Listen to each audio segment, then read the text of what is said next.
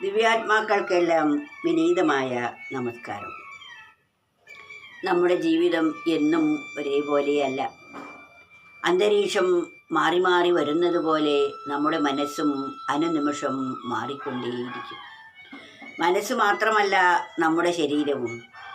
ശരീരത്തിന് ബാല്യം, കൗമാരം, യൗവനം, വാർദ്ധക്യം എന്നീ ദശകൾ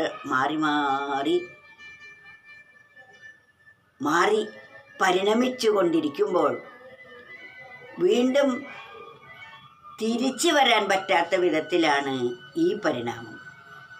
എന്നാൽ അന്തരീക്ഷത്തിൻ്റെ മാറ്റം, മനസ്സിൻ്റെ മാറ്റം എപ്പോഴും മേഘാവൃതമാണെങ്കിൽ അത് ഇടയ്ക്ക് തെളിഞ്ഞു വരും, പിന്നെ വീണ്ടും മേഘാവൃതമായി എന്ന് വരാം. എന്നാൽ നാം ബാല്യകാലം കഴിഞ്ഞു, കൗമാരത്തിലെത്തി, അത് കഴിഞ്ഞ് വാർദ്ധക്യത്തിലെത്തി, അല്ലെങ്കിൽ യൗവനത്തിലെത്തി, വീണ്ടും കൗമാരത്തിലേക്ക് ഈ ശരീരത്തിൽ തന്നെ വരാൻ സാധിക്കുകയില്ല. വൃദ്ധാവസ്ഥയിലെത്തിയ ഒരു ശരീരം വീണ്ടും ആ മുമ്പത്തെ ബാല്യത്തിലേക്ക് എത്തുകയില്ല.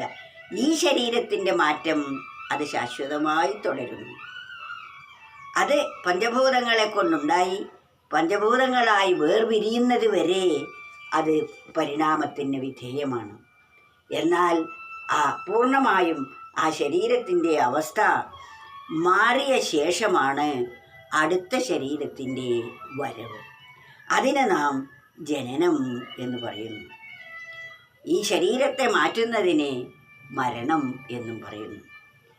അപ്പോൾ നാം നല്ല ഒരു വൃദ്ധാവസ്ഥ കൈവന്നാൽ മാത്രമേ നമുക്ക് ആ വൃദ്ധാവസ്ഥയിലിരിക്കുന്ന ജീവൻ പരിണാമത്തിന് വിധേയമായി പക്വത വന്നതിന് ശേഷം അടുത്ത കുഞ്ഞു ശരീരത്തിൽ പ്രവേശിക്കുമ്പോൾ ഏറ്റവും ശ്രേഷ്ഠമായ വ്യക്തിത്വത്തിൻ്റെ ഉടമയായിരിക്കും. നല്ലൊരു വൃദ്ധനായാൽ മാത്രമേ നല്ല ഒരു കുഞ്ഞായി വരികയുള്ളൂ.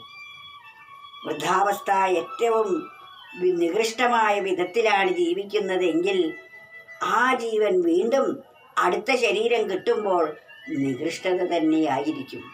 അതുകൊണ്ട് ജീവിതം കൊണ്ട് നാം വാർദ്ധക്യത്തിലെത്തുമ്പോഴേക്കും നമ്മെ ശുദ്ധീകരിക്കുകയാണ് വേണ്ടത്.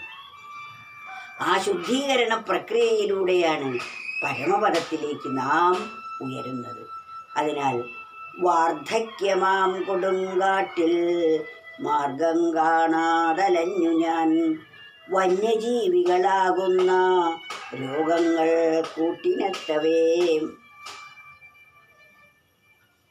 ഒന്ന് ആലോചിച്ച് നോക്കൂ.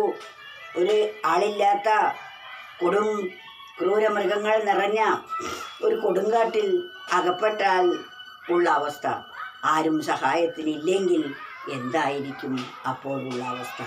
അതാണ് ഇവിടെ വിവരിക്കുന്നത്. വാർദ്ധക്യമാം കൊടുങ്കാട്ടിൽ. വാർദ്ധക്യം എന്ന് പറയുന്നത് ഒരു കൊടുങ്കാട് പോലെയാണ്, ഒറ്റപ്പെടുന്ന ഒരവസ്ഥയാണ്. ആ ഒറ്റപ്പെടുന്ന അവസ്ഥ, ഏകാന്തത ഇഷ്ടപ്പെടണമെങ്കിൽ ഏകമായിരിക്കുന്ന കാന്തനെ നാം ഇഷ്ടപ്പെട്ടാൽ മാത്രമേ ഏകാന്തത ഇഷ്ടപ്പെടുകയുള്ളൂ. ഏകമായിരിക്കുന്ന കാന്തനോ സ്നേഹിക്കുകയും ആ കാന്തനുമായി ഏകീകരിക്കുന്ന ഒരു വ്യക്തിക്ക് ഏകാന്തതയാണ് ഇഷ്ടം. ജനബാഹുല്യമായ അവസ്ഥ അവർ ഇഷ്ടപ്പെടുകയില്ല. എന്നാൽ ജനത്തിൻ്റെ മധ്യത്തിലും അവർ ഏകാന്തരമായിരിക്കും. അതുപോലെ വാർദ്ധക്യമാം കൊടുങ്കാട്ടിൽ. വാർദ്ധക്യത്തിൽ മറ്റു പലരും അവരവരുടെ കർത്തവ്യങ്ങൾക്കും കർമ്മങ്ങൾക്കുമായി നമ്മെ വിട്ടുവരികയും നാം ഒരു വീട്ടുകാവൽക്കാർ മാത്രമായി വർത്തിക്കും. വാർദ്ധക്യമാം കൊടുങ്കാട്ടിൽ മാർഗം കാണാതുഴലവേ. നമുക്ക് പോകേണ്ട വഴിയും അറിഞ്ഞില്ല. നല്ല കാലത്ത് അതൊന്നും പഠിക്കാനും മനസ്സിലാക്കാനും ജീവിക്കാനും സാധിച്ചതുമില്ല. വാർദ്ധക്യം വരികയും ചെയ്തു. അതൊരു കൊടുങ്കാട്ട്. വാർദ്ധക്യമാം കൊടുങ്കാട്ടിൽ മാർഗം കാണാതലയവേ. വന്യജീവികളാകുന്ന രോഗങ്ങൾ കൂട്ടിനെത്തവേ. വന്യജീവികളാകുന്ന രോഗങ്ങളാണ് കൂട്ടിന് വരുന്നത്. ഓരോ തരത്തിലുള്ള രോഗങ്ങൾ, പ്രഷറും ഷുഗറും കൊളസ്ട്രോളും സോഡിയവും തുടങ്ങി അനേക രോഗങ്ങൾ നമുക്ക് തുണയായിട്ടുണ്ട്. വാർദ്ധക്യമാകുന്ന കൊടുങ്കാട്ടിൽ ഏകനായി അലയുമ്പോൾ, വാർദ്ധക്യമാം കൊടുങ്കാട്ടിൽ മാർഗം കാണാതലഞ്ഞു ഞാൻ, വന്യജീവികളാകുന്ന രോഗങ്ങൾ കൂട്ടിനെത്തവേ. അവയെ ആട്ടി ഓടിച്ചു മാർഗം കാണിച്ചിടണമേ. ഈ രോഗാദികളാകുന്ന ക്രൂരമൃഗങ്ങളെയൊക്കെ ആട്ടി ഓടിച്ച് എൻ്റെ മാർഗം സുഗമമാക്കി തരണമേ എന്ന് ഭഗവാനോട് പ്രാർത്ഥിക്കുകയാണ്. ആ ഒരു പ്രാർത്ഥന അവസാന കാലത്തെങ്കിലും വരേണ്ടതാണ്. മാർഗം കാണാതലഞ്ഞു ഞാൻ, വാർദ്ധക്യമാം കൊടുങ്കാട്ടിൽ മാർഗം കാണാതലഞ്ഞു ഞാൻ, വന്യജീവികളാകുന്ന രോഗങ്ങൾ കൂട്ടിനെത്തവേ. അവയെ ആട്ടി ഓടിച്ചു മാർഗം കാണിച്ചിടണമേ. ഈ രോഗങ്ങളെയൊക്കെ ആട്ടി ഓടിച്ച് എനിക്ക് നേരായ മാർഗം കാട്ടിത്തരണമേ. ഇരുട്ടിൽ വഴി കാണിക്കാൻ വിളക്കായി വന്നു ചേരണേ.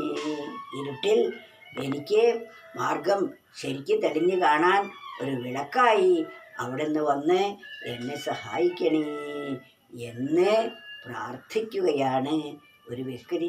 അത്തരത്തിലുള്ള വേഴാമ്പലിനെ പോലെ ദാഹമുള്ള ഒരു വ്യക്തിത്വത്തിൻ്റെ ഉടമയായിത്തീരണം നമ്മൾ.